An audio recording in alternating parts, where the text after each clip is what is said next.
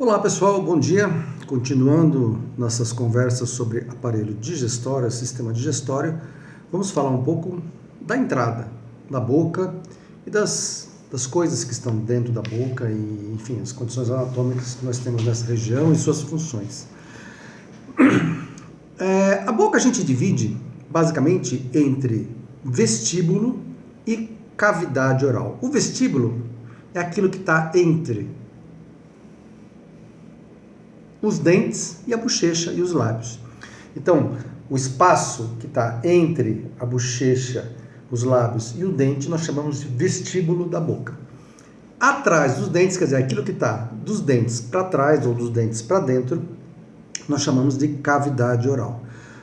Na cavidade oral nós temos o céu da boca, e o céu da boca é dividido entre palato duro, se vocês palparem, vocês vão sentir que é duro, mas se vocês forem palpando e indo para trás, chega uma hora que ele fica mole. Então, aí, enquanto ele é duro, nós temos o palato ou palato duro. E lá atrás, nós temos o palato mole. Se você abrir a boca, vocês vão enxergar a campainha, que é a úvula, e a campainha ou úvula, ela é o final do palato mole. Então, o palato mole, ele começa mais ou menos na metade do céu da boca, e vai para trás, e ele é móvel, né? Ele tem a função principal de fechar a passagem do ar para o nariz, do ar ou do alimento. Então, por exemplo, quando você está respirando, o palato está relaxado, então o ar passa do nariz, da faringe até a laringe, e aí vai para o pulmão, etc. Mas quando você engole, por exemplo, para o alimento ou para a água não subir para o nariz, o palato ele se fecha. Ele funciona como um alçapão, como uma válvula, ele fecha, e aí o alimento, obviamente, tem que ir em direção ao esôfago.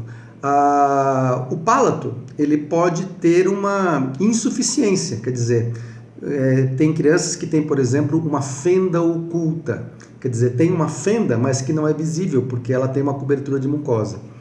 Então, essas crianças têm a tendência de, quando engolirem o alimento, subir para o nariz.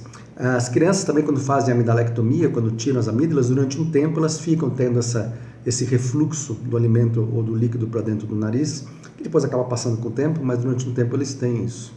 Tem que tomar muito cuidado, então, quando você tem... para avaliar se o palato está funcionando ou não, porque muitas vezes atrás do palato é que fica a adenoide. E a adenoide, ela complementa a passagem, quer dizer, ela fecha um pouco e o palato fecha a parte posterior. Se a criança às vezes tem uma fenda oculta e você tira a adenoide, ela não fecha mais e a criança passa a ter esse refluxo direto, que é uma coisa bem desagradável, bem ruim. Nós temos os dentes. Os dentes, eles são um número, na dentição permanente, eles são um número de 32. Então, nós temos 2 incisivos, 1 canino, 2 pré-molares e 3 molares. Se você somar isso 4 vezes, quer dizer, 4 vezes essa conta, essa fórmula, na verdade, é 2, 1, 2, 3. 2 incisivos, 1 canino, 2 molares e 3 molares. 2 pré-molares e 3 molares. Mas na dentição decídua, quer dizer, aquela que perde, que são das crianças, a fórmula é diferente. A fórmula é 2, 1, 2, quer dizer, as crianças têm 2 incisivos, 1 canino e 2 molares. A criança não tem 3 pré-molares, não tem 3 molares como a gente, e não tem pré-molar, ela só tem molar. Quais são as características de cada dente? Os dentes incisivos, eles têm uma raiz e eles são biselados, quer dizer, eles têm como se fosse um corte de faca, a função deles é cortar mesmo, né? Os caninos, eles são pontiagudos, eles têm uma raiz também, mas tem uma coroa afilada, quer dizer, uma coroa pontiaguda. Se você pegar um chimpanzé, por exemplo, ele tem um canino bem desenvolvido.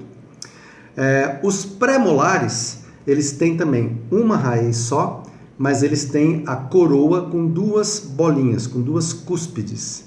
E os molares, eles têm de 2 a 3 raízes, os superiores geralmente têm 3 raízes, o inferior geralmente tem 2 raízes, e eles têm na coroa de 4 a 5 cúspides. Então, se você pode pegar um dente e você saber qual dente é em função dessas características que eu mencionei para vocês, tá?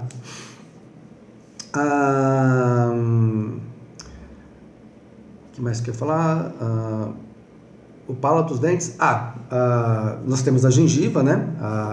Que é uma mucosa que cobre toda a parte interna da orofaringe e do vestíbulo. E nessa região você vai encontrar as pequenas glândulas salivares. As glândulas salivares, nós temos as grandes glândulas, a parótida, a submandibular e a sublingual, mas em toda a orofaringe nós temos glândulas pequenininhas que produzem saliva também, tá, ok?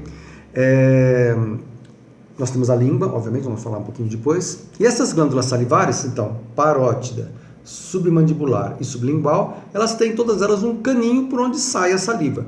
Se vocês passarem a língua assim do lado, mais ou menos na altura do primeiro molar superior, vocês vão sentir uma bolinha aqui. Essa bolinha é a papila do ducto que vem da parótida. Então aqui você tem a glândula parótida, esse ducto vem mais ou menos até essa região e aí ele se exterioriza internamente com uma papila. Se vocês colocarem um abridor, uma espátula e fizerem uma massagem na glândula parótida, vocês veem a saliva sair, pingar ali por essa bolinha, por essa papila do ducto parotídeo. As glândulas submandibulares, elas desaguam aqui no lado do freio lingual. Você tem o freio lingual e do lado, dos dois lados, você tem a saída do ducto da glândula submandibular. E da sublingual, ela sai na lateral da língua. Tem vários ductos, não é um ducto só, são vários ductos pequenininhos que drenam para a parte lateral da língua. Vocês sabem, a saliva ela tem várias funções. Ela tem a função de umidificar a boca. É horrível quando você não tem saliva, fica com a boca seca, uma das piores sensações que existem. Ela tem a amilase, que é uma enzima que ajuda a digerir os carboidratos. Ela também ajuda ao amolecimento do bolo. A gente tem até uma brincadeira que a gente faz do crane cracker, que é impossível uma pessoa mastigar e engolir 4 biscoitos crane crackers em 1 minuto. Pode fazer o teste, ninguém consegue. Porque tem que ter tanta saliva para umidificar aquele biscoito que é super seco, que em menos de 1 minuto ninguém consegue engolir 4 biscoitos. Pode fazer o teste. Eles ajudam, obviamente, na deglutição, né? Se tiver com a boca seca, você não consegue engolir, né? Ela ajuda a combater as bactérias da boca e ainda ajuda a manutenção dos dentes, tá? Nós temos a inervação dessas glândulas, ela difere um pouquinho. A glândula parótida é inervada pelo 9º par craniano, pelo glossofaríngeo, enquanto que a submandibular e a sublingual são inervadas pelo 7º par craniano, pela parte autônoma, motora do 7º par craniano e do glossofaríngeo, que é o 9º par craniano, né? Língua. A língua tem várias funções. Tem a função de gustação, tem a função de movimentação. Enquanto você mastigando, a língua fica jogando alimento de um lado para o outro, para você mastigar, não mastigar só de um lado. Ela ajuda na deglutição, como a gente vai ver depois. E ela ajuda também na articulação dos fonemas, né? Lápis, quer dizer, se você não tiver a língua, você até consegue falar, mas fala com dificuldade, né? Na língua você vai encontrar as papilas linguais. Nós temos 4 tipos de papilas. Papilas filiformes, que são essas na ponta da língua. Papilas fungiformes, que são um pouquinho maiores. Papilas valadas, que são bem grandes, que ficam ali atrás, elas formam uma fileira lá atrás da língua. E aqui do lado, as papilas folhadas. Nas papilas é que você vai encontrar os órgãos que captam os gostos, que são doce, salgado, amargo, azedo e umami, né, como vocês aprenderam em neurofisiologia. Mas não só aí, quer dizer, você tem na língua principalmente, mas em toda a orofaringe você tem esses órgãos de sensibilidade gustativa, tá? A língua a gente divide entre ápice, que é a parte anterior, a ponta da língua, a parte inferior da língua, onde você tem o freio lingual, e você tem a parte posterior da língua, que é onde tem a inserção das amígdalas linguais. Então lá, se você for indo em direção ao fundo da garganta, seguindo a língua termina numa reentrância, numa cavidade chamada valéculas. E as valéculas dão continuidade à epiglote. Então você tem a epiglote, as valéculas, valécula quer dizer vale pequeno, e em seguida você tem a língua. Os músculos mais importantes da língua são o genioglosso, o ioglosso, o estiloglosso e o palatoglosso. Tá? Esses são os músculos extrínsecos da língua. E a deglutição, a língua participa ativamente da deglutição da seguinte forma: quando você está mastigando, você tem uma reação voluntária de empurrar o alimento, o bolo alimentar, para cima e para trás. Isso é voluntário.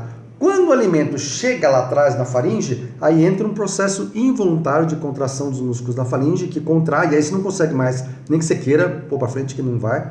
Esses músculos vão fazendo um movimento peristáltico, empurrando o alimento em direção ao esôfago, aí tem a fase esofágica da deglutição. Então a deglutição ela começa com uma fase voluntária, onde a língua empurra o alimento para cima e para trás, e depois uma fase involuntária, que é a fase faríngea. Ok?